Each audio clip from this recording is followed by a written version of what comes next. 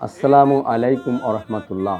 প্রিয় বাঘারপাড়া, অভয়নগর, বসুন্ধিয়া ও সমগ্র যশোরবাসী, পবিত্র ঈদ উল ফিতরের এই আনন্দঘন মুহূর্তে আপনাদের সকলকে জানাই আন্তরিক শুভেচ্ছা ও মোবারকবাদ। ঈদ মোবারক। এক মাস সিয়াম সাধনার পর আমাদের জীবনে আসে এই মহিমান্বিত দিন। রমজানের আত্মসংযম, ত্যাগ ও সহমর্মিতার শিক্ষা আমাদের ব্যক্তি জীবন ও সমাজ জীবনে ছড়িয়ে পড়ুক এই কামনা করি। ঈদ শুধু আনন্দের দিন নয়, এটি ভ্রাতৃত্ব, সাম্য ও ভালোবাসা বিনিময়ের এক অনন্য উপলক্ষ।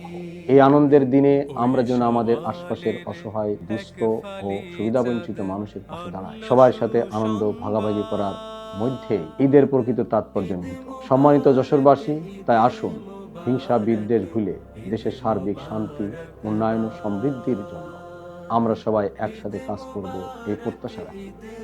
মহান আল্লাহ আমাদের সকলের জীবনকে শান্তি, সুখ ও সমৃদ্ধিতে ভরিয়ে দিন।